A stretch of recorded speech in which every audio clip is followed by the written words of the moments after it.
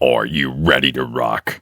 Yeah. I hope so, because we finally have a guest in the studio once again. Miracles really do happen! This basketball-playing, trail-running high school band teacher is ready to show you what is up. Not just in life, but also in the weight room. I'm sure there are other band teachers who lift weights, just not as much as today's guest, Dan Cooper. Here is your host, Bubba Seaman.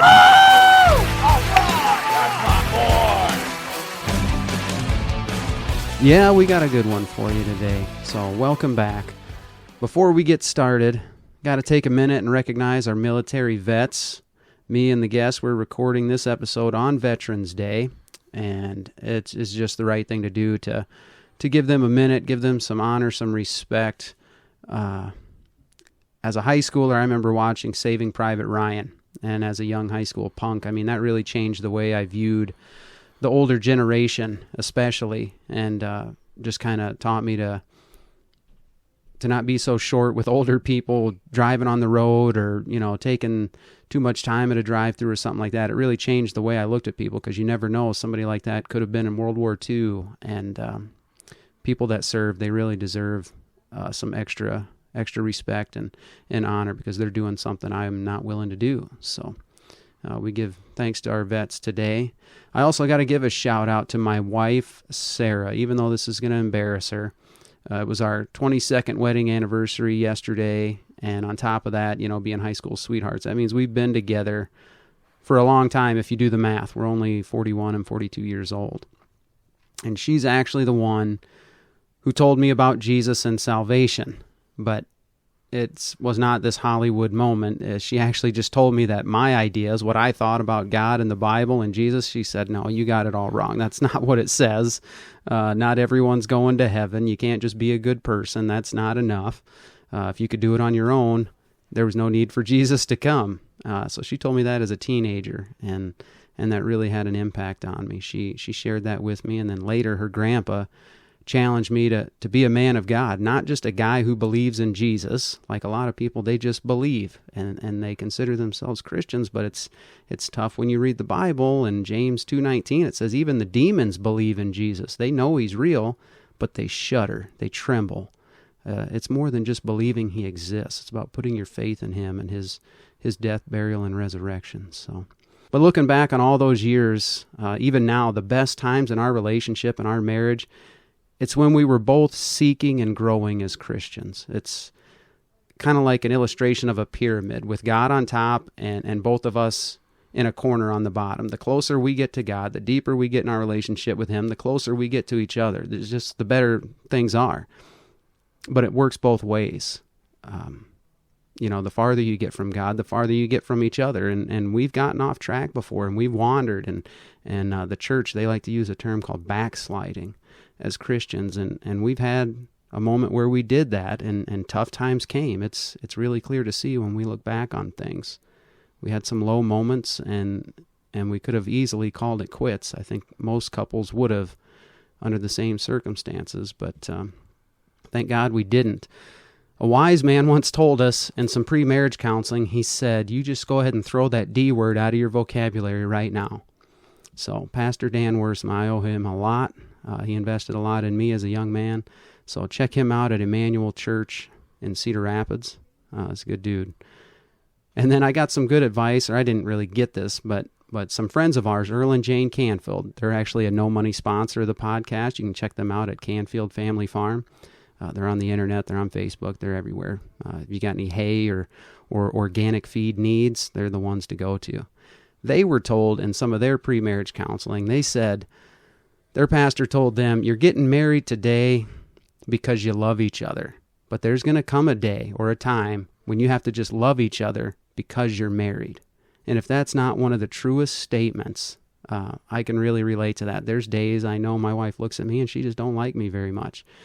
But you learn to work through those things. There's something more important there. It's not just about your feelings. That's not always easy. Marriage is tough, but it's the most rewarding, in my opinion, it's the most rewarding aspect of human life. to be in a marriage that knows it takes three. And that's that little saying right there. That's one I picked up from my father-in-law, Stan Broden. It takes three. You can figure that out. If you know me and what I'm about, it takes three. So I wanted to put that out there on the internet, on the podcast for the entire world. Well, really about 13 listeners or whatever it is, that I love my wife, Sarah. I'm thankful for her, and I'm glad she's still my number one fan after all these years. That was another pre-marriage counseling tip that was directed just at her. Be your husband's number one fan. So she's gotten me some good merch for the podcast. She just got me a new mug today, so she's a pretty special gal. So I also wanted to update you guys on The Blind, the movie The Blind. You guys know I haven't stopped talking about it. It is no longer in theaters. I don't think it ran way longer than they expected. Taylor Swift's movie did not knock it completely out of theaters like everyone said it would. I believe it's available right now for digital download, and it'll be available for DVD and Blu-ray next week, which would be, the third week of November. So you can purchase it then just in time for Christmas. You can purchase it. If there's someone that you know should have seen it but wouldn't go to a theater to see it, now you can just give it to them for Christmas. Last week I saw that it surpassed $15 million.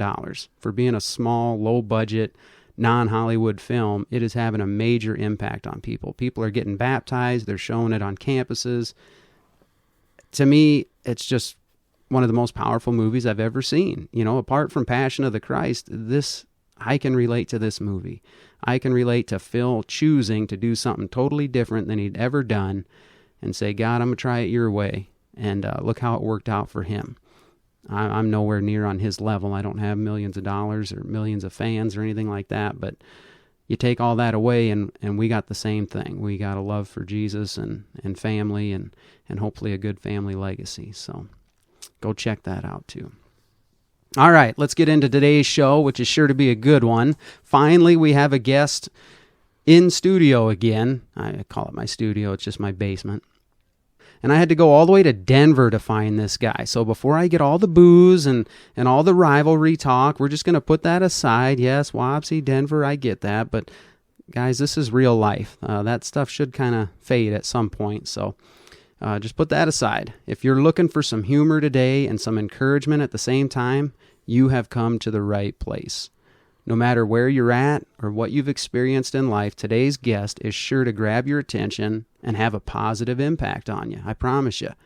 Where else are you going to hear from a public school band teacher, an avid runner, husband, father of 5, foster parent, who's involved with Fellowship of Christian Athletes, yet he's willing to discuss struggles in dealing with a traumatic childhood? Dan Cooper, what is up? Hey, Bubba, thank you so much. That was great. Great intro. Oh, my gosh. Sounds real professional, right? Okay, and you're like, oh, man, people are going to be expecting a game here. So kind of cool to hear. You just had your anniversary. Congrats. Thanks, man. Thank you. And I got to say, I was thinking about this, today being Veterans Day, and we kind of have this thing that's always like, oh, tell a veteran thanks, thank you for your service. Yep. Thanks for your service. Yeah. And I did not serve. Sadly it is too a regret. I mean, I know kind of God's got me on the path where I am, but had I gone back, I wish I could have just done, ROTC, anything. Sure. Anything sure, to just be part of armed services and just give a little more service. But I always thought this, you brought up Saving Private Ryan, and spoiler alert, but the end of that movie, he's the old Private Ryan is kind of on his knees, tell me I've lived a life that's worth it. Yeah. And, the more that I talk with veterans, the more I see that is what a veteran would appreciate more. Instead of saying oh, thank you for your service. I think it makes a greater sacrifice to live a life that is worthy of the sacrifice. Okay. Does that make sense? Yeah. So instead of just saying hey, thanks veterans, I feel like you can honor their service more by being this country will still stand for what you hoped it stood for when you gave your life or when you served. Yeah. That instead it's an everyday thing where you're I will be the man, father, whatever, citizen that is worthy of the sacrifice that you made.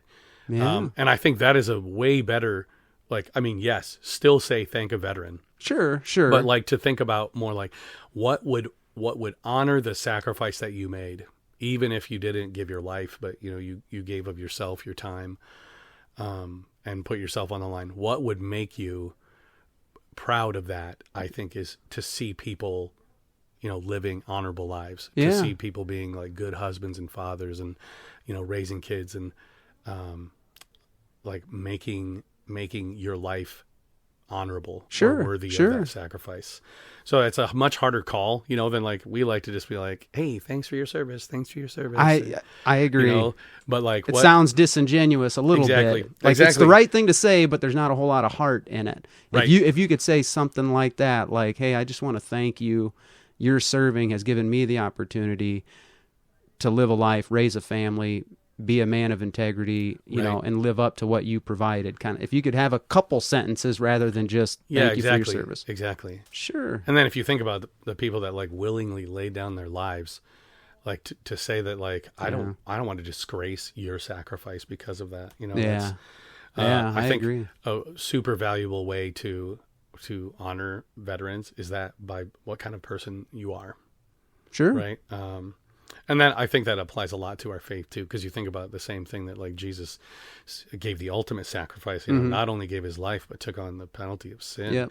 And that we say the same thing where you say like, well, because of that sacrifice, I don't want to do anything that would dishonor this sacrifice that Jesus made for me. I want to live my life in a way that everybody would be like, yeah, it was a worthy sacrifice. Where so it's kind of like the same way, like kind of crazy to think about veterans serving, giving their life as an example of what Jesus has done for us, Yeah. Well, I mean, what's the Bible say? There's no greater love than this, that a man lay down his life for his brother. And Jesus walked that for all of us. And that's definitely an example we can see in our military. So yeah. Well, I got off track, but I just wanted to say that it's, being Veterans Day today, it's a great way that like I think people could be like, how do I thank a veteran? Yeah. I mean, that's it. Live a life that's worthy of the sacrifice. Yeah, I'm with you. No, there's no. This is just us having a conversation. If we get off track for a minute, we'll come right back to the outline, man. Don't worry about that. I'll tell you, anybody that knows me knows we will get off track. That's like a classic. Like, wait. Where was I? Hold on. I know it's hard when you record. Family says, "Well, how long do you think you'll be?" So we can make plans for the rest of the day. I was like, "You never just know. Don't make plans. It doesn't know. Just give me a few hours. It might be 1 hour, but it might go 3 hours. You don't know." That's all right. All right. Well, that's a good start, man. And just so you know, if you see that in front of you, you do get a free T-shirt today. It's in the notes. I saw that. I was like, that's awesome. You get a free T-shirt. Thank you, Mom. She about a month ago, my mom lives in Mississippi. She worked with somebody down there, and I sent her the logo, and they came in just in the nick of time, the T-shirt, and she had them all printed up, didn't go to bed, hopped on a plane, came up here and visited for a week, and was able to bring them with her. So now all my guests get a free T-shirt. If you're out there and you want to sponsor the show, help pay for the show, you can buy a T-shirt. That's no problem. We have extra. So just let me know. I'll be sporting this around. All right, good. So that's T-shirt. I meant to tell you that like right away when we first started communicating, like what you can do between now and when your episode airs is spread the show around as much as possible. Give them the links wherever they listen, tell them to follow it and all that good stuff. That way when they come to listen to your episode, the numbers have just grown and grown and grown. So, but we're going to get into your story, man. Let's just begin with where you're at kind of right now. Tell me a little bit about yourself and your life, and then we'll get into the past. You got it. You do. You were right. I am from Denver, and I know there's some bad blood there. Sorry to the Wapsie Valley Warriors. You can still find my dad's grad picture in the Wapsie Valley hallways, though. Oh, okay. Class of 1974, Marlon Cooper. And he is sporting maybe, I don't even know what you call it, but it's a beautiful hippie haircut. Oh, the long flowing. Oh, yeah. Yeah, it's there. And now he's got less hair than I do. I am mostly bald. But, man, 1974, I'm sure there's some people out there that could be like, wait, Marlon Cooper? Oh, my gosh. And it's funny, like, we haven't been in the area and moved back to this area. And I've got to know some former classmates and people that grew up with him. Like, you kind of hear stories that maybe Dad didn't share when you were growing up. Oh yeah. Who their old traveling buddies were and what kind of stuff they got up to. So, sorry, Dad, the secrets are out. But yeah, we live in Denver. I've been teaching there for 22 years. Which, man. Yeah, that's a long time. I was fresh out of college and got a job there. And right now, we're living in Denver. My wife teaches in Cedar Falls, and we have 5 kids. And 2 have been just with us for about 6 months. So we got Lily, she's 16. Ben is also 16, just about to turn 17. Jack and Josh are both in 8th grade, and Jack's 14, Josh is 13, and Sam is 11. Yeah, Sam is 11. We got a couple cats, just one dog that we're just watching for right now. Okay. In the free time that we have, which I feel like anybody that's parenting is like free time. Like, what's that? Yeah. It's a funny question, Bubba, when you're like, hey, do you have any hobbies or interests? I'm like, I think so. I just don't remember them. You don't get back to them. Because they just don't happen that much. I mean, most of the time, it's just kind of like trying to enjoy life in the middle of the kind of like nonstop running, the chaos. So like, there's always something, always somebody going somewhere, and just trying to find times to like enjoy that time. Find together. those moments. Yeah, exactly. I do really enjoy sports, watching just about everything, playing. Again, just about everything. Okay. And that's always kind of fun to have the kids get along, like joining in that kind of stuff, Oh, yeah. Playing catch, whatever, going golfing. We live pretty close to the golf course in Denver, and or summertimes in the swimming pool. Man, all the things that like you like to do as a kid, I feel like being a dad is a one way to like be able to go do them again. Yep. And have no one judge you. Nope. They're like, well, you go down the water slide so much. You're like, oh my gosh, it's a blast. That's why I like, but I mean, no, it's for the kids. It's for the kids, everybody. Yeah. And then actually just this summer, I have like running has been for probably, 15 years or so, like kind of a lifeblood, but it's kind of like maybe I'm getting older. And so like I don't run as much anymore. And there was like a season where it was just body falling apart. Yeah. Like, oh, my knees hurt, my stress fracture, plantar fasciitis, whatever, kind of like, I should also mention for your listeners, like, even though I do say avid runner and I like playing sports and lifting and everything, I am not in super awesome physical shape. Some people like to use the word dad bod, but I prefer father figure. Okay. It's more of a father figure, right? I do enjoy all those things. I like running is great for your mental health, and but we've gotten a lot more into lifting. And part of that, I think, is just the boys are getting to an age where they're in the gym more often. Yep. And I have access to the Denver weight room, and so we kind of take advantage of that and just go whenever we want. So that multi-million-dollar facility over there. Yeah. It's kind of like our own private gym. So nice.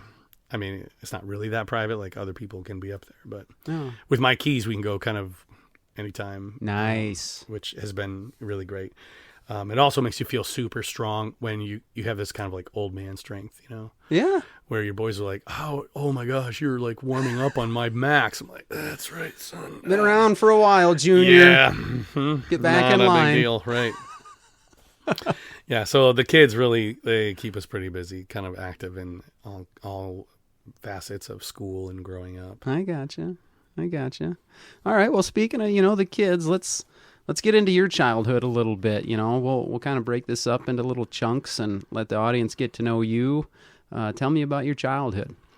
Yeah, no problem. So, I mentioned kind of we grew up pretty poor, and actually, like at the very start, man, I was a farm kid, and we were on my grandpa's farm, and that was in Zwingle, Iowa.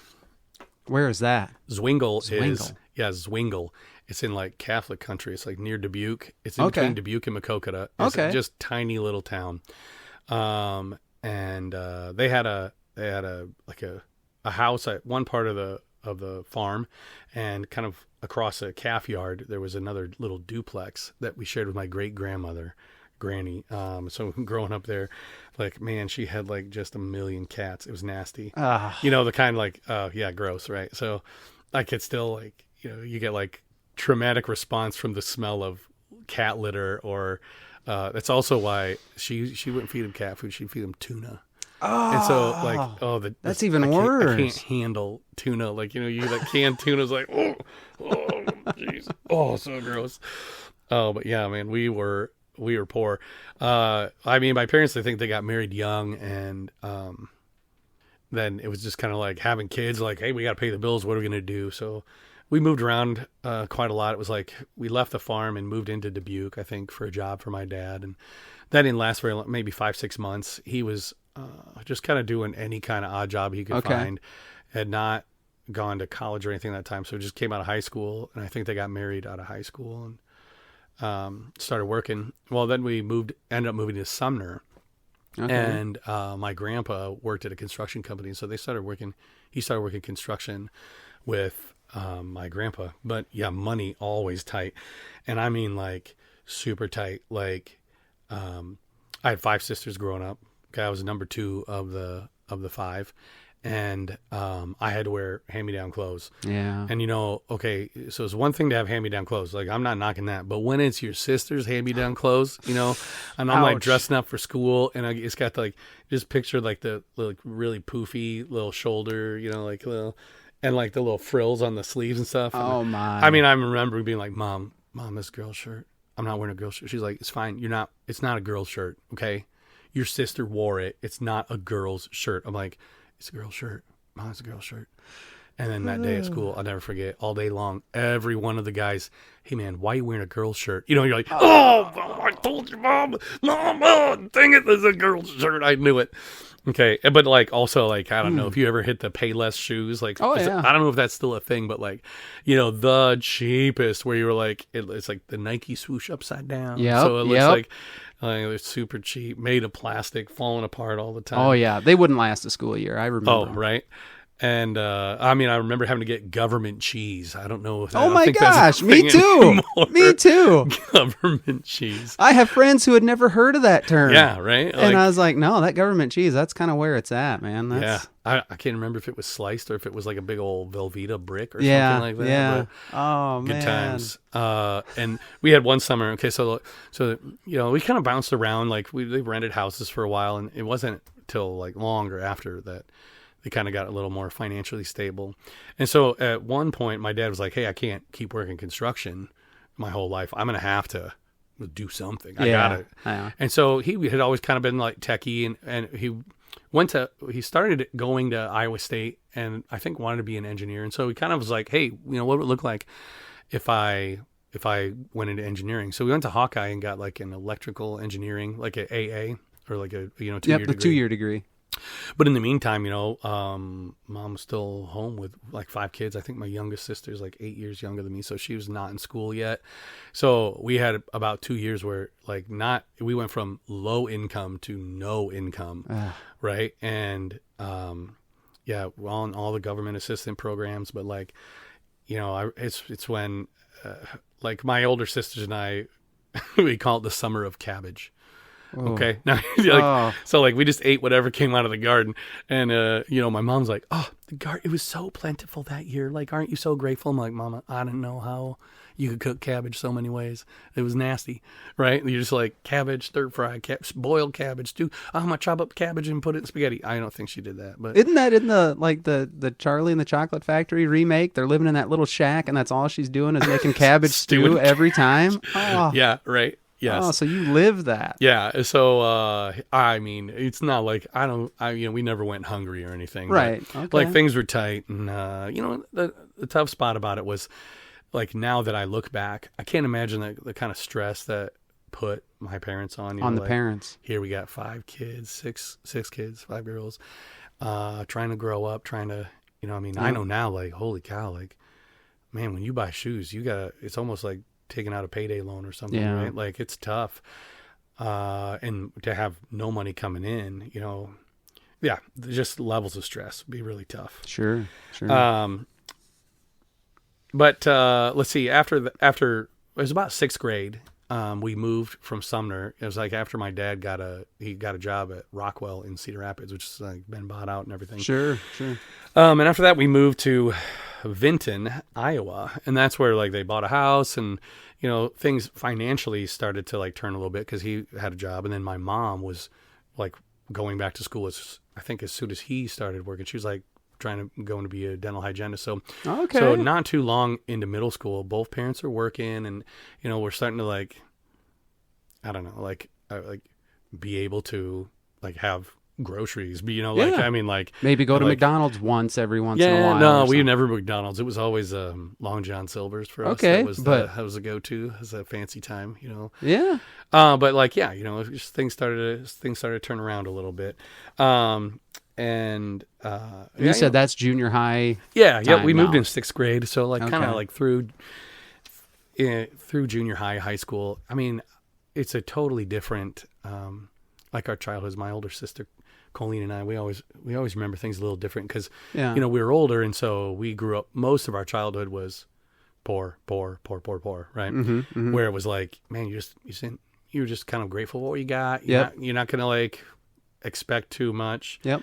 And then the younger one, Kate, my youngest sister, she's 8 years younger than me. So, I graduated high school and she was 10, like just in 5th grade, and things started to change a little bit as people move out of the house and the parents start making a little more money. And there's one family holiday or something. We were all together, and my sister goes to my dad. She's like, "Hey, I was thinking about maybe going buying some jeans." And I kind of look over at my older sister, and I'm like, "Oh, she's gonna get it." Like, she has no idea. Yeah, you don't go asking for money like that. And then my jaw hit the floor, and my dad pulls out his wallet and handed her a stack of bills. And my sister, my older sister and I were like, look at each other like, what just happened? What? Like flabbergasted. Absolutely. Was there any anger? You're shocked, but were you actually mad? Well, okay. Both of us were like, hey, so do we get back pay for yeah, this or that's something? just what I was thinking. I'm like, come on now. Like, I remember getting a part-time job so I didn't have to wear Payless shoes anymore. And she's like, hey, can I get... And there was like, I mean, it wasn't ones, right? It was like bills with zeros on it. And you're like, what is happening here? Wow. And it's kind of funny just to think of like what changed from the beginning of that till then. So, I mean, there's things that I wish I could have changed about that, of course. I mean, we'll get to all that later, but like for the most part, you're growing up, you don't really know about all the problems and everything that they're going through. What was great, my parents became believers like shortly after they were married, I think. And when we were in Sumner, we started going to this after school Good News Club. Oh, good. And I don't know if that is, I don't know if it was a thing, if it was like a nationwide movement or something, but anyway, I still remember Shirley Dickinson was ran it. And oh man, now we have listeners in the Sumner area, so if anybody knows Shirley Dickinson, and Daryl, they may have passed. I know Daryl passed away several years ago. Well, somebody get back to me and let me know if they're around, or if not, and if they are, maybe we can get this. For sure, them. There's got to be people that remember Shirley Dickinson. She's about the sweetest woman on earth, and even they just followed us forever. Like, so I accepted Jesus as a child, like in her kitchen. Okay. Like one day after the club, she's like, "Do you want to pray to accept Jesus?" And I mean, I think as much as a child can know what they're doing, I feel like I knew what was going on, but right. You knew it was the right thing to do, but exactly. You weren't committing to live for the Lord at that time. You couldn't even understand what that would entail. Right. Well, I know what you mean. Exactly how the kind of Christian faith works is that, like, at the time, your commitment is real and authentic, but you don't know the depths of it, and the times that you'll recommit and re-up the ante for each of those. So, that was pretty formative, and I would say I grew up aware of faith, but it wasn't really like I wasn't like this 10-year-old on fire for Jesus or anything. Okay. Just kind of like I knew the right thing. I tried to do the right thing. But, gotcha. Yeah. Not like major, like, oh, this little kid is like just preaching fire and like. That wasn't you. No. Okay. No, exactly. All right. So what about like high school and stuff like that as you get a little bit older? Yeah. So kind of near the end of high school, things started going kind of wonky. My sisters, just like older sister kind of got in with some kind of the party crowd, and things kind of just went a little weird, where like kind of behavior and that like you just like not it's nothing that like had ever happened before, like growing up, like none of the girls were like super rebellious or anything, but like all of a sudden we just hit this like crazy rebellious streak. And as I'm getting close to kind of getting out of high school, is this odd moment. My sister had graduated. She was 2 years older than me. So she had graduated and had, it must've been like my senior year. Cause it was like right at the end, and she had 2 kids now. So, and they were just little babies, right? Just had a baby. And then, living on her own though, or still living? She actually got married, like maybe right out of high school, right at the end of high school. It's kind of hard to remember all that, but she showed up in our backyard one day and just by herself and was talking kind of like a baby, like a child, and acting lost. And, so like mom was like, what is going on? And like, she's thinking like, where are the babies? And after fast forward kind of through all this, like what's happening and traumatic and talking to doctors, and it turns out she had multiple personality disorder. Okay. And they're like, talking about like, hey, this doesn't just spontaneously happen. And, was there childhood trauma or anything? And at the time, we're like, well, no. But then all of a sudden these like, this kind of triggered memories where, she was then starting to remember some things that happened, when we were much younger. Okay. Then kind of the wheels came off right at that point.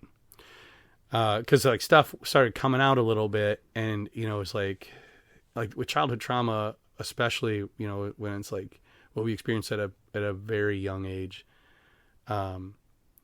A lot of times it's not like you don't actively remember, right? It's not like you have suppressed memories. Suppressed, that's the word. Yeah. And your body, for her, like the defense mechanism was that it created like, separate personalities that could handle the trauma, and then another part of personality or whatever, that was still could maintain this, could go like, function. Yep, exactly. It's the I only know way exactly what you mean. that your body can handle that.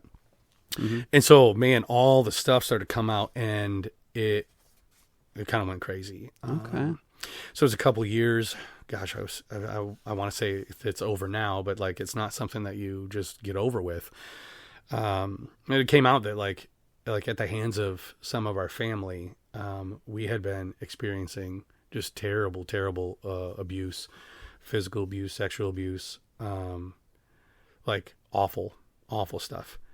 And one of the great things that I am actually still thankful for is the way that like God blessed me with this trauma response, that I just have absolutely no memory of it.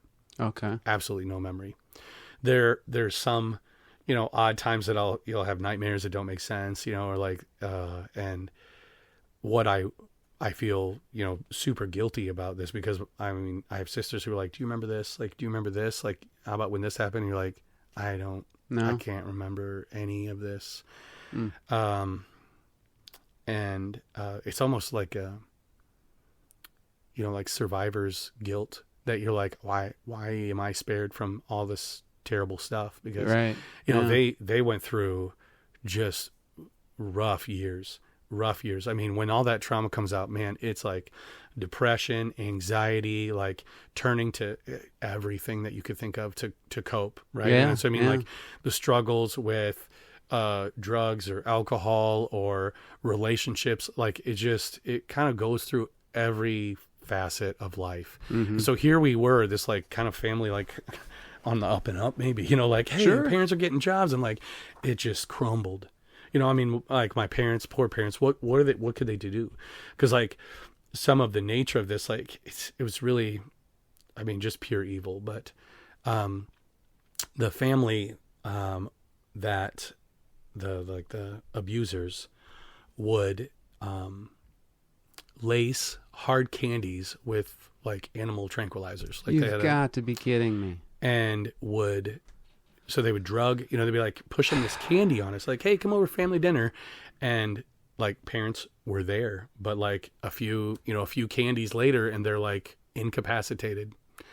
And like, wow, where it was like happening right under their nose. And of course, oh my gosh, the level of guilt that they were like, what could we have done? What it is just, I cannot imagine having to go through that. And you know what I mean? It's stories like that. People say they're few and far between or whatever. Well, it matters to the few then, and it causes real damage. And that's the kind of stuff. That's the reason why everyone's worried. Like if my kid's going to somebody's house, I need to know their parents. I need to know what's going to be going on over there. Exactly. And back in the day, it was just, I don't know. I imagine, when we were kids, you go over to a friend's house and other families kind of looked out for other families, it seemed like, but there's the bad actors out there that kind of ruin that innocence for everybody. Right. Man. Right. Man. And that it was going on like kind of under their noses and nobody knew about it. And, like how, like rest of the family, like, aunts and uncles that were just like, no, this doesn't happen. It's not. And they're like, okay, but you can't make up trauma responses. Yeah. You can't fake multiple personality disorder. You can't fake like all these. Now, I found out now, like, is PTSD or complex PTSD is like you don't fake that stuff, right? It's not. Yeah, you don't ask for it, right? And nobody's sitting down there like, gosh, I think I should cry for 7 hours, like uncontrollably. Right. Okay, Yeah. so at the start though, like it was kind of like they remembered some stuff, and so I was like thinking to myself like, oh, like maybe I like escaped this. So I mean, while they all fell apart, life went on for you. Yep, I went off to college and just checked out. Okay, so tell me about college a little bit. What was going on with you then? I went to Wartburg, which you guys probably quite familiar with in Waverly, Iowa. Yeah. And I've been good at music and I really decided to become a music major. It was like kind of like almost like a coin flip. Oh, now it makes sense. Yeah. That I was like competing for a scholarship or something. I was like, all right, God, if I get this scholarship to UNI, then it was like a science symposium or something. Okay. Like I'll go to UNI. I'm going to do engineering or something like that. I can't remember what it was, mechanical engineering or something. Or if I don't, I know like I've got this scholarship at Wartburg. That's your fallback. Yeah, I'll go to Wartburg for being a music major. And I was the alternate. So I was like, one off the scholarship, and I was like, all right, going to Wartburg to be a music teacher. And there was nothing like really, profound about it. It was okay. Just ended up there. But I was, they say Wartburg's a church of the college of the ELCA. And I mean, it's like, loosely affiliated, I guess you could say. Very loosely. The Lutheran church is present there, but I just didn't But so is everything else. Yeah. I didn't want to really have anything to do with faith, with God at that time. Like I never thought there was no God. I just was sure there was a God. But I doubted that he was good. And I didn't want to have anything to do with him. And do you think that stems from what you saw manifesting in your sister, or was this just you growing up? Okay. Oh yeah, definitely. It was definitely a response to that. I mean, I remember like having moments laying in bed in college and just being like, God, how could you allow this? Yeah. How could this kind of thing happen? And I think now I know that's really, really common. Sure. For people that go through stuff that's like that, or people that experience, kind of really, really terrible crimes against humanity. Mm-hmm. They're like, God, how can this happen? Yep. Like, where were you? That was a big kind of cry. Where were you? Sure. Yeah. So I mocked Christianity. Like I would regularly, like mock some of the traditions that, were like, oh yeah, this doesn't make sense. And, this is terrible. I was like a sarcastic Paul, I just would make fun of anybody for what they believed. Sure. And, I just kind of like checked out from everything. I don't want to be around the family. I didn't want to be a part of church, anything. Just kind of do my own thing and letting it forget as much as I could. So did that kind of help you, like buddies at college, the college scene? Did that kind of, I mean, was that like the in thing to do, mock Christianity from time, if that's the way conversations were going? I think I was the leader of that. You know, like man. it's terrible, right? I would. Wow. It was awful. Here, Yeah, I was trying to give you just a little bit of. You're no. spearheading it. Yeah, and there were other. I mean, I had other believing friends. I'll say, you know, that like they'd be like, hey, come to church. They'd be like, nah, nope, not doing that. And I just kind of fell into the party scene, the like live for today, like just about hanging out. And honestly, you know, now I look back and it's definitely just a reaction to like not wanting to deal with anything, not wanting to, you know, think about the difficult things to think about, just literally just what can I do to just focus on being selfish, myself, have a good time, not care about anyone else or anything else. Yep. And it was the same with the family, you know, like there's, I'd go home like for Thanksgiving Day, and by the end of lunch, I'd be like, well, I gotta get time back to hit the road. See you, fam. Never, you know, they'd be like, when are you coming home? Like, you know, like never. So I like, I started working summers in Waverly and would just kind of do whatever I could to stay away. Yeah. Which was tough. But things kind of started to change near the end of college. You know, like you fast forward through this whole, like the party scene, whatever you want, and then here I am about to become a teacher, right? And I think it was like the last couple months of school, and sadly, it was like after a late night party or something, and I'm laying in bed. Don't tell me you have an epiphany and after a night of drinking. I'm laying in bed, you know, not really feeling super at my full health, and thinking to myself, like, is this what you thought you'd be doing? Is this like, are you happy?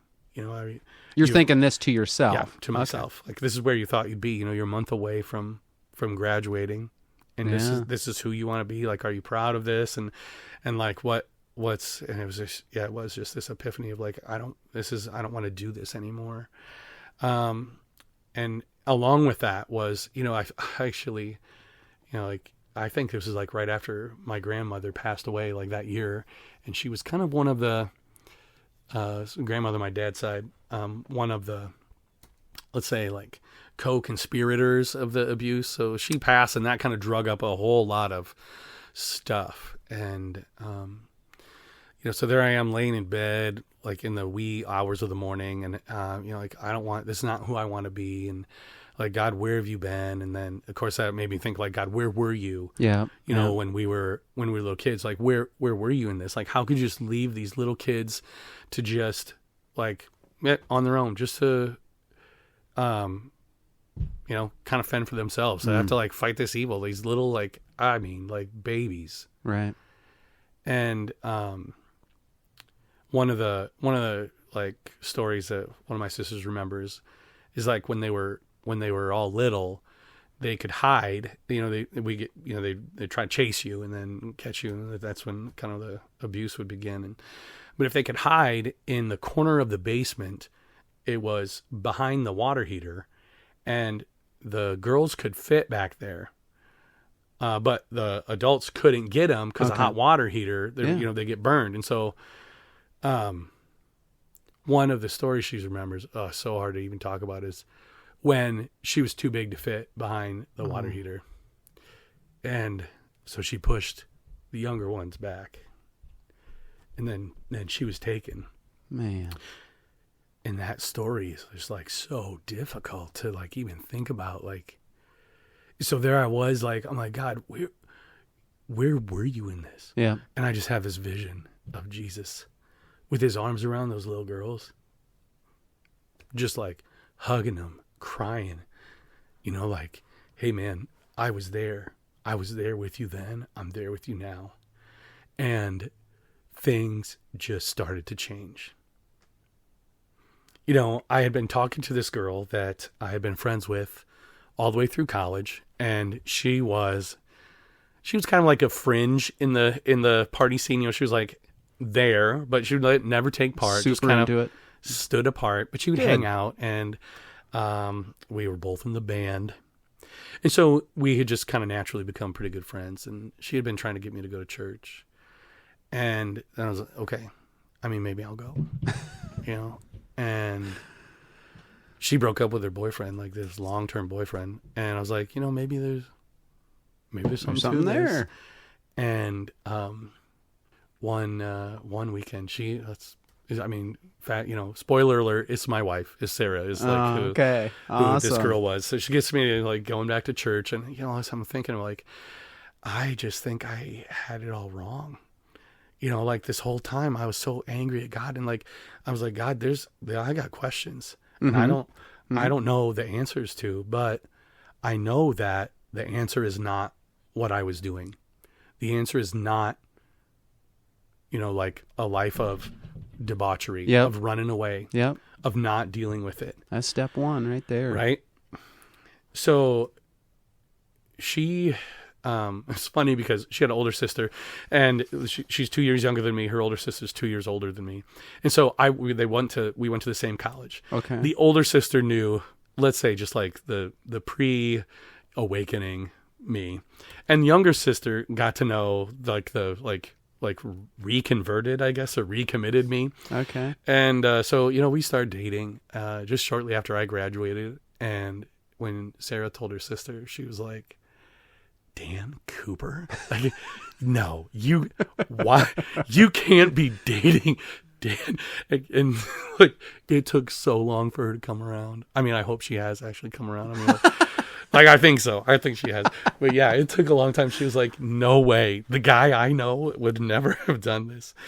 Yeah. Oh my gosh. Yeah. Yeah. So like, fast forward, things like, like things just turned, right? Where it was like, okay, you can't just be angry at God anymore. And we started going to Prairie Lakes Church, which it used to be First Baptist. So when it was First Baptist, Cedar Falls, that's where we went. And I ended up getting baptized there. It was great.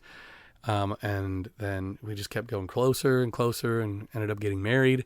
And we were the last wedding in First Baptist before they moved out to Prairie Lakes. Okay. So it was pretty cool. It was pretty great. Pastor John John Fuller, was at First Baptist in Prairie Lakes. I think he's retired since then, but he was pretty instrumental in, like me, like accepting like, oh yeah, I've believed all along. I just didn't understand the gospel. I just didn't understand the gospel. Yeah. And maybe I had some people who along the way were trying to help, but didn't realize that maybe it was hurting, Sure. I remember like as a kid, like kind of like those teen years, I knew I was now I know you're struggling with sin, and I couldn't not sin. Right. And so I asked the pastor once, I was like, I try to not lie, and lies come out. Like, and so I was like, how, like, can a Christian still sin? And the pastor at that time was like, nope. Oh, no. But I think here's what, like, to give the pastor the benefit of the doubt, I think that the pastor was thinking, I'm asking for permission to continue sinning. Okay. Yeah. Like where I was like, hey, can I still sin? But what I just didn't know how to articulate that. You were saying, like, I was like, am I a Christian? I am struggling because I still sin. Like, am I Christian? Right. Yeah. And what I needed was the pastor to be like, buddy, I still sin. You're going to struggle with it till they put you in the ground. Exactly. Mm-hmm.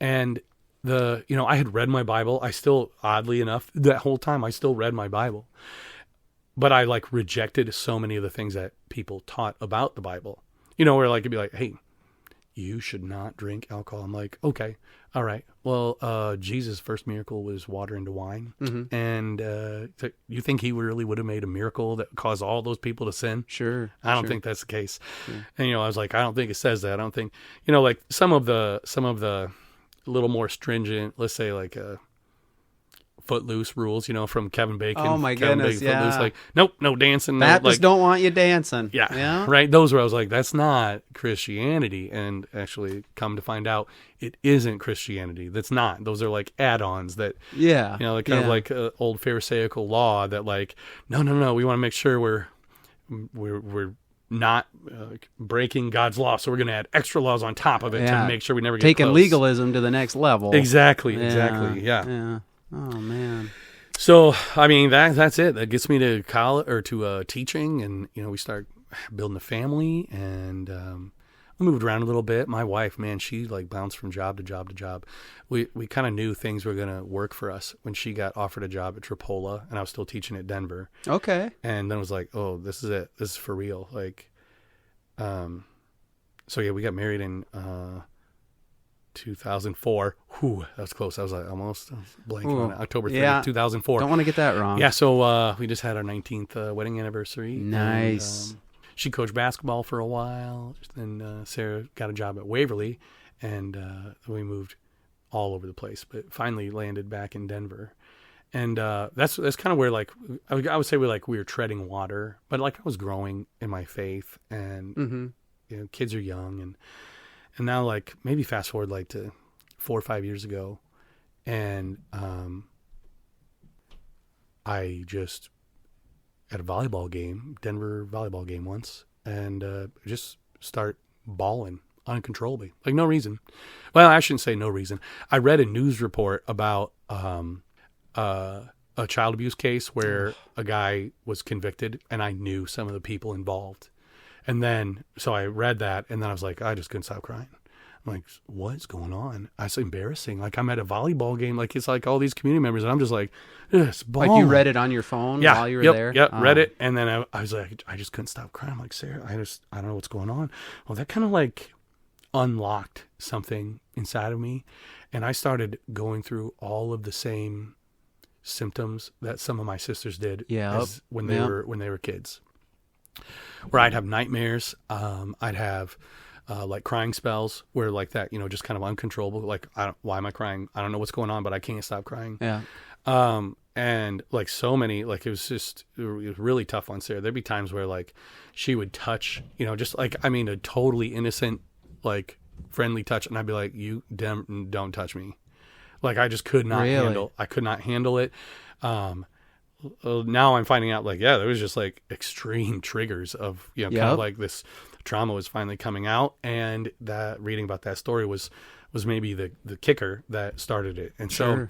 Man, I was kind of like just in a tailspin of like, I don't know what's going on. But like depression, like major depression where like there's so many days that it was everything I did just to get out of bed and go to work. Wow. And I remember like coming into school to start teaching and just being like, you got to stop crying. You got to get it together. Okay. Just get through the day. Mm-hmm. And, so many moments in that time that like, now I look back, I'm like, God, what a gift that was.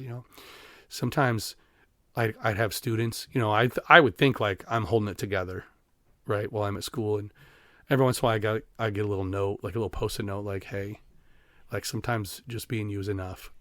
Or like, you make a difference just by being here. Like from a student or something? From a student. They know. Yeah, that first of all, I'm like, oh my gosh, you can tell. Like, you can tell something's off with me. Yeah. That was so awful. And so as that went on, I would say like, my wife actually, who kind of spent her whole adult life dealing with anxiety and depression, she was like really instrumental in being like, babe, this is depression. Like this is what's, you need to talk to somebody about this. And I just put it off for a long time, a year, 2 years maybe. And why do you think that is? If you know something's weighing you down, something's bothering you, there's something wrong, what would you say is the main reason you wait so long to actually seek out some help? Okay. Well, honestly, I'm going to say pride. And I'm going to say it's the connotation of it. Like what's funny, I would spend my whole entire life talking to other people like, hey, do you think it's silly that a diabetic takes insulin? Like, no, that's not ridiculous. It's just they need to survive, right? Yep. Do you think it's, like then why, this is me counseling others, but there's something about maybe my own pride or something that was like, I can handle this. I don't need a therapist. Yeah. I can handle it. Yeah. Other people might, but I don't. I can don't deal need with that. it. Yeah. I don't need medication. I just gonna keep running. I'll keep, and that's it. That's like physically. I saw like about the same time that I was running like a lot, right? Like, and that became his own sense of therapy. And then I think God got a hold of me when I started getting a little older and couldn't run. Right. So, maybe 3 years ago or so. And I'm like, oh man, everything got way worse. Cause then I wasn't running. You had no outlet. Yep, exactly. And it was getting bad. There were times that I was just like, God, I'm not going to kill myself, but I just don't want to live anymore. Right. And, looking at the kids, looking at my wife and knowing like, I would never want to leave them. No, I would never do anything to them, but I just don't want to be me. I just don't want to. I don't want to deal with this anymore. Yeah. I don't want to have to face this anymore. I get it. Jesus was close in those times, right? I mean, that was maybe the sweetest part is that like I could read the Psalms where David's like crying out like, "How long, O Lord?" Lamenting, yeah. Yeah, and I'd be like, "Oh, that is my prayer. Lord, how long will this go on? How long?" But it's pretty awesome. I say that probably every single episode. I tell people the answers you're looking for, the help you need in today's world, whatever you're dealing with. I'm not bashing counselors or therapy. I know there's tremendous positive impact in that, but the real deep stuff, the real healing you want, it's in the Bible. You say the Psalms, you say things.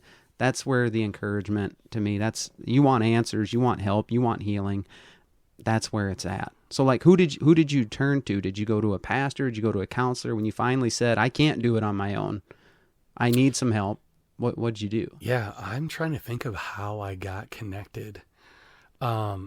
And did you go kicking and screaming? Was it Sarah that was telling you need help, or did you finally say? Actually, yeah, Sarah went with me. She went with me. We had a pastor friend that was also a counselor.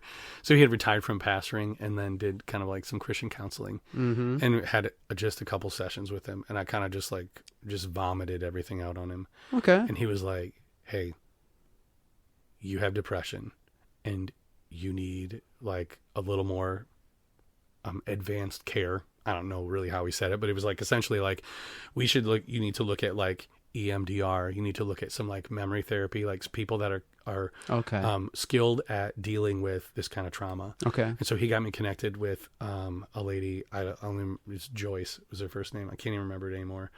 Then she took me through like EMDR. EMDR is like electromagnetic something. Eye movement. It's super weird. It's the way that like memories are tied up. So you like do eye tracking or something. I usually have to Google it. It's EMDR. Did it help? Oh my gosh. Here's what's crazy. It's like, Bubba, there'd be like things, she'd be like, okay, think about this thing and, just tell me just what comes up. And so I'd be thinking about something and then she'd like, play some music, like focus on this one spot. And it was crazy the way that like you could focus your eye in a specific spot and then access a different part of your brain or something. And then all of a sudden I would just like start talking about like all these memories or feelings or whatever. She's like, oh, okay. Yeah, good. It was really, it was like drawing poison from a wound, right? Where, man, it was not comfortable. And I would spend almost every session with her crying for like 45 minutes. Like the whole session would just be like, okay, let's get started. By the way, I hate crying, and then she'd be like, oh yeah, that was really good. I was like, what do you mean good? I just like bawled my eyes out for, 40 minutes. But what was great was that she was a Christian counselor and she was like, hey, like your faith is one of the strongest things about you. This is like so strong. And then, we had been going through, I met with her for a year and a half or 2 years. Oh man. And then she was like, hey, I really think you should talk to a friend of mine that also does like psych meds. Okay. And I was like so hesitant because just, I had seen, actually my wife had been on some antidepressants and like her cycle kind of went like this, like they would increase the dosage, and then it wouldn't be effective and she'd have to switch and then it would go. And so I was like, I don't really want to go down that road. You don't even want to start that process. And it was again Joyce's words. She was like, "Would you make you wouldn't shame somebody for taking insulin?" If they're Yeah, I was like, yeah. yeah, okay. Did somebody tell you to say that or what? Like, it was awesome. But like that counseling, and then finally just admitting, like, you know what, trauma rewires your brain. That was the biggest thing. Learning that like trauma rewires your brain, and your fight or flight, mechanism or whatever, it will just flare off sometimes because it used to have to be on, and that was a survival mechanism then, and now it's causing you all these, like, because it's like just kind of haywire. It's like fight or flight when you're not in a situation like that, and your body can't handle that kind of flood of cortisol, and so she's like, medication can help Sure. this treatment, right? It can help balance out whatever some of the serotonin or whatever. Yep. And so begrudgingly I went, and like it has definitely helped. I know it's not for everybody, and I do hope that I can move to a time where like I can wean off of it and not need it. I don't know. I guess kind of retraining my brain or anything. Yeah. But the all the way through that, it's still, you have that like, how long, right? How long? Right. And as I'm reading through the Bible, I start to see like a lot of people that have dealt with the how long. Like, have you ever thought about how Noah, like, I just love, there's one sentence, one verse in Genesis, and it's like Noah did all that God asked him. And that one sentence takes about 100 years, right? That's like, okay, he built the ark. That's 100 years. Yeah. Okay. Or like, anytime you look at anybody that God has used, and there's almost always a season of waiting or a season of suffering. Yeah. And a lot longer than might be comfortable. Yeah. Right? Like, Joseph went to prison. His brothers, he had to listen to there where his brothers argued whether they should kill him or sell him into slavery. Can you imagine that? Like, I mean, it's like recorded, but like, just picture Joseph being there like, hey, yeah, don't kill me. Don't kill me. Yeah. How about option 3? Yeah. Right. Like, I'll just be nicer, guys. You can have my coat. Oh man. Yeah. I won't even talk about the stupid coat anymore. Yeah. Right. Right. And they said, oh yeah, we're going to get that coat. Not in the way you think. Teared up. Oh man. Yeah. So, like, things kind of came full circle, right?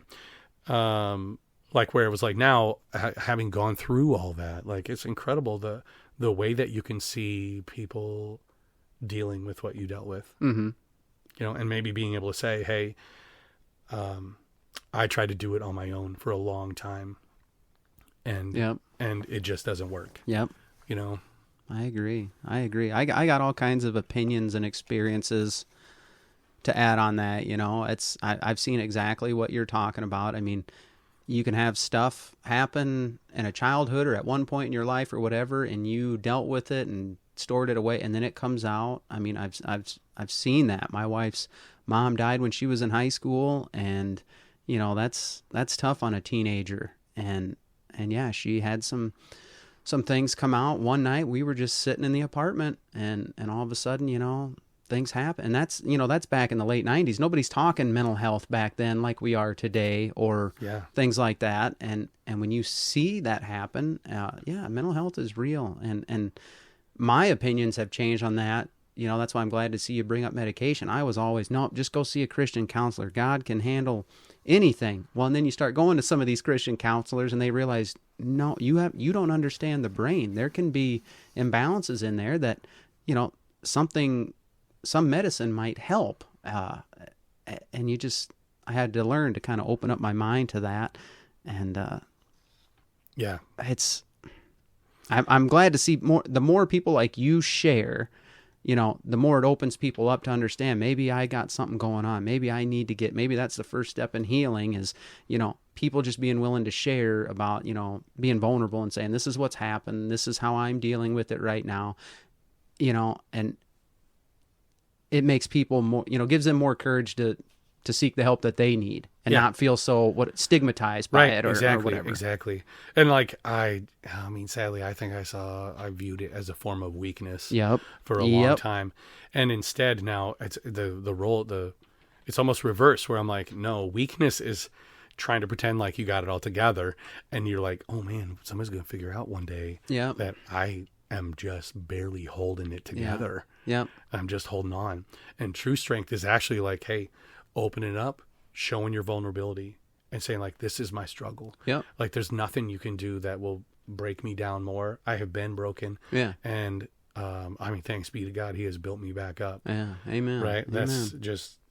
That's the incredible part. But we're not wired that way, especially as men. I mean, maybe even women would be more likely to do that, but yeah, we think it's strength to sit there and hang on to it when really strength is saying, I need to deal with this.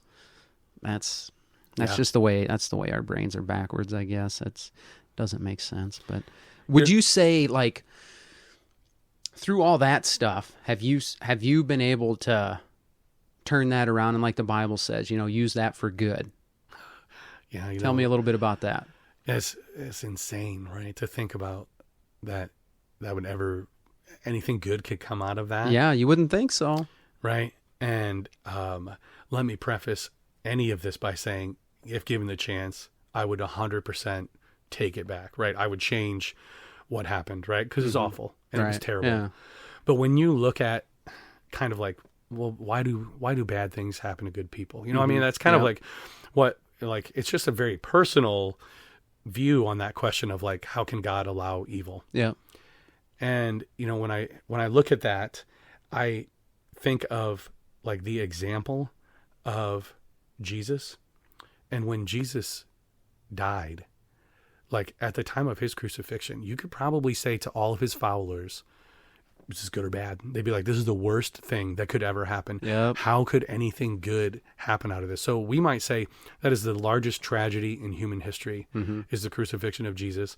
And Jesus turned it into the greatest triumph of all time. Yeah. Like in all of creation, that tragedy was the greatest triumph. And Jesus himself pled to not have to do it. Yeah. Right? Before he went to the cross, he was like, God, I don't want to do this. Like, if there is any other way. Right. Yeah. So the good that comes out of it, I think, is like that. I mean, sadly, that kind of all the trauma has really made me who I am.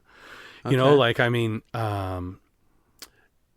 some of the limited memories I have would be of like me cracking jokes to my sisters and cousins, like in the middle, just like trying to, like, I hate to say lighten the mood. Yeah. But like it's like kind of a dark and heavy time, and like cracking a joke here and there, like, laughing makes you feel better. And I mean, that's kind of continued to be like one of my favorite things to do is, joke around with people and being able to crack jokes. But I mean, not only that, like Sarah and I have, I think, such a heart for, like hurting kids. Like kids who are hurting, I should say, like, like, come here, you kids. I didn't take it that way, but yeah. But I mean, like for kids who are hurting. Gotcha. And that brought us into fostering. Brought us. It has like changed the way that, like, I don't know if like hurt people can see the hurt in others or what, but I feel like I have this like God-given sense to tell when somebody's struggling. Sure. So many times throughout my career where like kids have been like, like, hey, you need somebody to talk to, and then like they get help, and they're like, how I thought my mask was, impenetrable. Yep. How could you see? I'm like, I just recognize the mask. That's all. Yeah. Where there. you can see that. Yeah.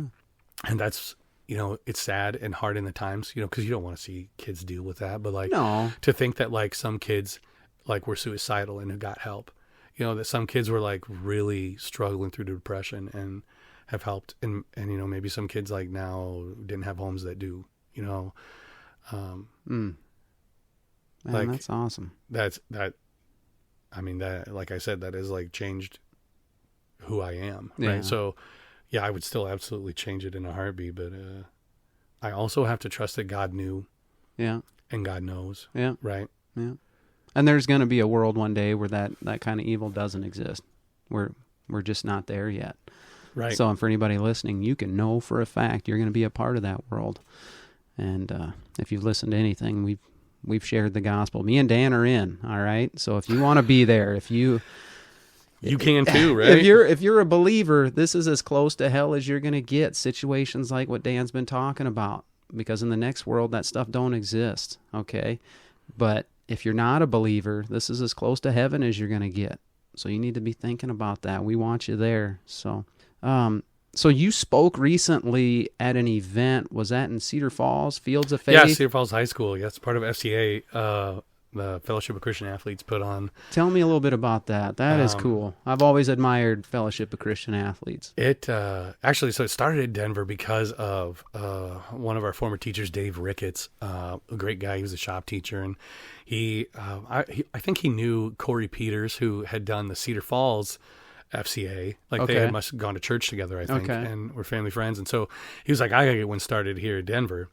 So he got it up and running, kicked it off, and then left teaching to go back into like construction for himself. Okay. And then it was like this kind of void of like, well, who's going to do FCA? Like, who could? And I had always wanted to be more involved, but you know, we were fostering, and when the kids were young, it was just kind of like, well, I don't really have time to really help out with, you know, like adding another thing on my plate. Yeah. But some changes at work, like they had hired part-time help to help me, you know, like with kind of our numbers at school. So that freed up some time. And then as the kids got older, and I was like, you know, I really think this is something I should do. So we kicked it off last year, and or I shouldn't say kicked off. We like kind of fired up again. Like, and COVID kind of killed that. So, you know, put a damper on that fire. And then Karen Moreland, she's kind of like our area rep, just asked me like, hey, do you think you'd be willing to share testimony at Fields of Faith? And I don't know if she knew what she was getting into, because I had not really talked. I don't, you know, those are kind of cards you keep close to the chest about, you know, childhood trauma. And I do think it helps to talk about it, and it can really help other people who are like, hey, look, I have gone through stuff too. Yep. There's just some comfort knowing that. And so it's like, you know what, maybe it's time that I just kind of share about this. Put it out there.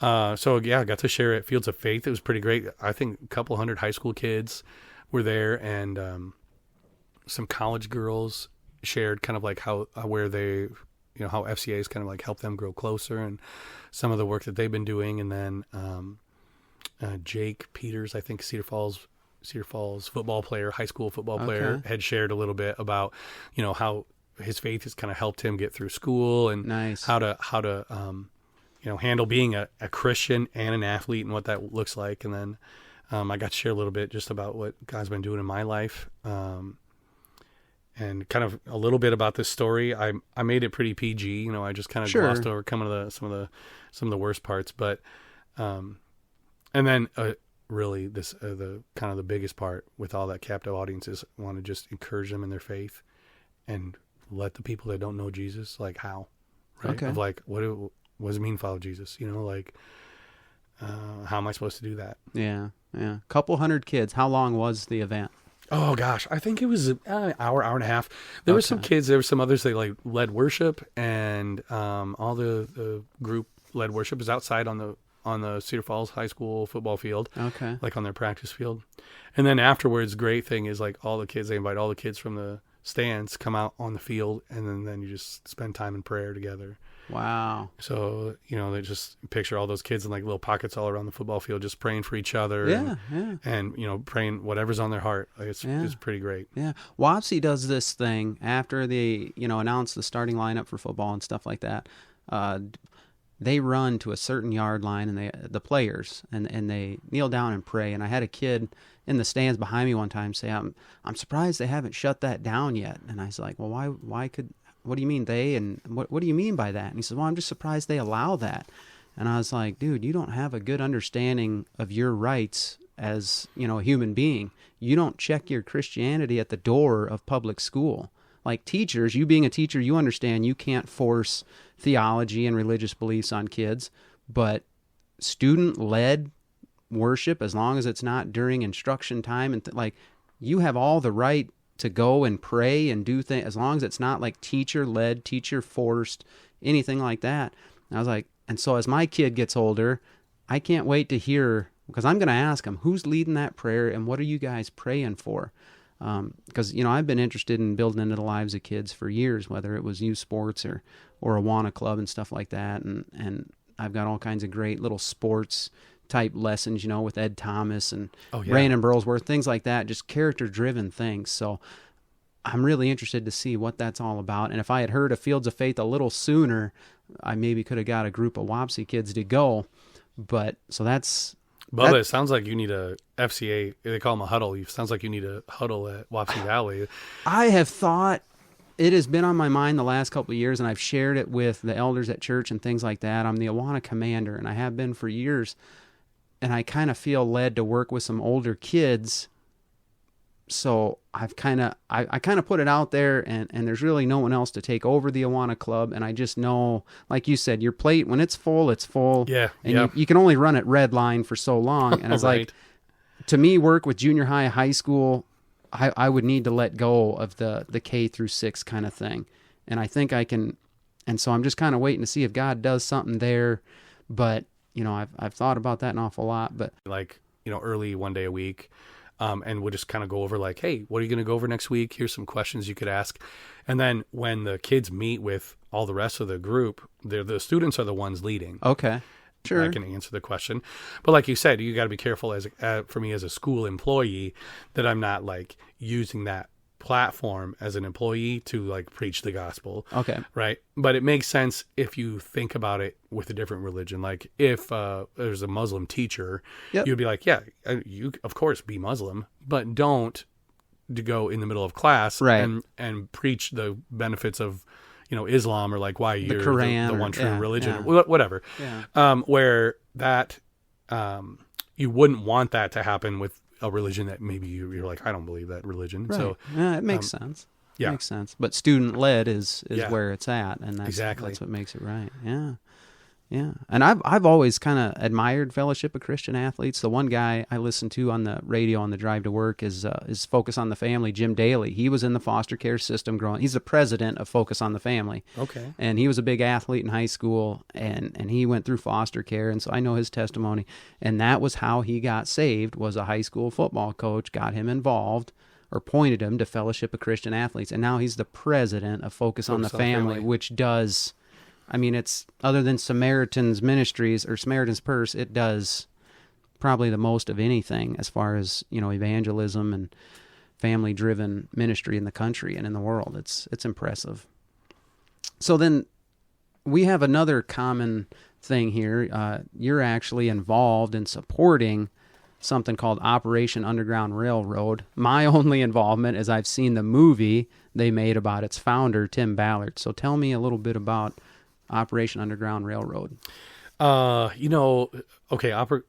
you've seen the movie Sound of Freedom, I have not seen it, but it's essentially like the story of this guy Tim Ballard, who left the military in order to go about saving kids from human trafficking. Yep. And I am not really sure how and when I came upon this. Honestly, it was probably like on Instagram or Facebook or some social media thing where you're like, hey, what is it? What are all these stories? And being a kid that was taken advantage of like that, man, that just really resonated. Like there are more slaves, more humans in slavery now than there ever have been in the world. Yeah.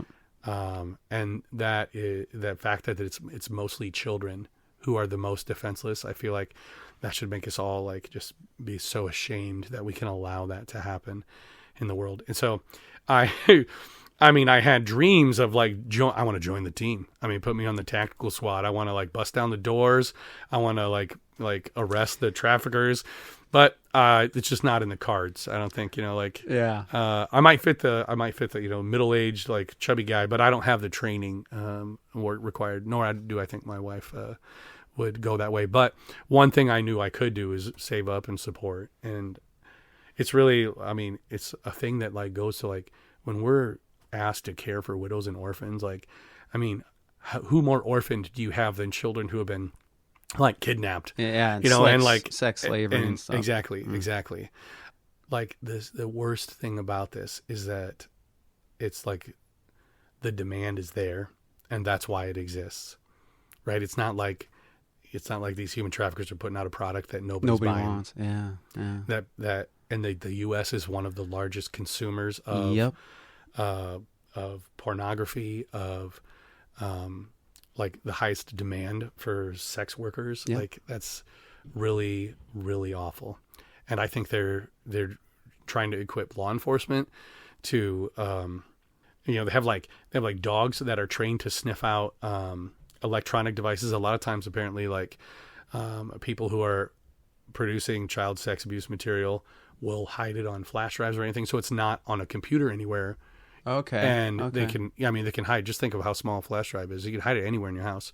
And so they train canine units that can sniff them out, and they'll help set up like a crime unit in wherever, kind of like a hotspot of whatever police department. Because a lot of times the police might not have the resources even to go after human traffickers. Yeah. Like they're like, well, we know it's a problem, but it's lower on the radar, like, so that's just been really cool to see, like, having followed his story kind of through social media and everything, to hear that this coming out to a movie. My prayer is that that really turns into a more sustainable, people don't like talking about it. You know what I mean? People don't like to pretend it's not there. Yep. It's the same kind of as my story. Like, people don't like hearing that, like kids are abused. Yep. That happens to children. Yeah. But it happens, and it happens like right in your backyard. Right. Right. Yeah, I was unaware of. I mean, obviously, I knew that kind of stuff happened, but as far as Tim Ballard and leaving his cushy, Department of Homeland Security job with benefits and all that to go further into this thing. But just so you know, there is a thing at the end of the movie where Jim Caviezel, the guy that plays Tim Ballard, he gets on, and this is not about the movie. He says he wants this to start the conversation, start a movement where people are like, you can no longer turn away from this. This is real. And he gave that one line: there's more people in slavery today than there ever has been at any point in the world, anywhere in the world, like altogether. And he goes, it's child sex trafficking. That's what it is. And I like to dig into the root causes of things. We look at, the lack of the father in the home leads to just skyrocketed rates of everything. And I think we're going to talk about that a little bit later. But like you said, the number one cause of this stuff is the fact that there's a drive for it. And that drive usually stems from pornography. Yeah. And I don't know if you grew up like me. I mean, I saw magazines, I saw movies when I was a kid. I didn't grow up in a church home, things like that. I mean, I had seen and knew everything long before, before I even hit puberty. Right. And when you sexualize kids at a young age, I mean, you're just not ready for that. You're not meant for that. And then that kind of stuff is just not healthy. It's not what God intended. And we wonder where these kinds of desires come from. It starts right there. Yeah. So we gotta be aware of that. And that's cool that you support that. I mean, I didn't even know anything about it. And I like how when the rubber met the road, where he said, I want to go deeper. I don't want to just keep putting away these pedophiles. Like you said, they kick in the door, they bust them. He felt convicted because he was seeing the images on these guys' computers on there. And he's like, nobody's doing anything to rescue the kids. I want to get these kids. I want to go deeper. And the United States government only let him go so far. Right. And that's when he said, well, then I'm going to have to go on my own. And I just love that when bad dudes go after bad people for a good cause, and he did, and he turned it into a whole foundation and mission of life. So, all right, Dan, we don't necessarily have a time limit, but I understand in the podcasting world, an hour's kind of the sweet spot. Don't go too much over that. So, if you want, we'll cut this into 2 episodes, and I'd like to, sound like I'm professional and tell the audience what all the pros do is, we'll just have to have you back. Really, you're not coming back. We're just going to make a separate episode. But Welcome back. This is the end of part 1, man. I hope you guys enjoyed Dan's testimony. I hope it encouraged you in some way. If you need help, whether you're struggling in a situation or you went through something and you're struggling with the after effects of it, reach out to a counselor, reach out to a pastor, reach out to me, send me an email, whatisuppodcast@gmail.com. I'll help get you in touch with somebody that can get you some real help. But like I said earlier, this world, it's a messed up place. Bad things are going to happen. but you can know for sure about where you're going to be for eternity, and that's with God, and that's through Jesus. He did it all. You don't earn it. Ephesians 2 tells us that. You're saved by grace through faith. It's not of yourself, so no one should be bragging about being able to earn their way to heaven. So if you're sitting in a church somewhere and somebody tells you just you being good enough gets you there, get out of that church. That's not right. Get into the Bible. That's where the answers are. You look to God. He'll show you what is up. So I hope you enjoyed this episode. I hope it encouraged you. Be sure and tune in for the next one, part 2 with Dan Cooper. Until then, Lord willing, I'll see you on the next one.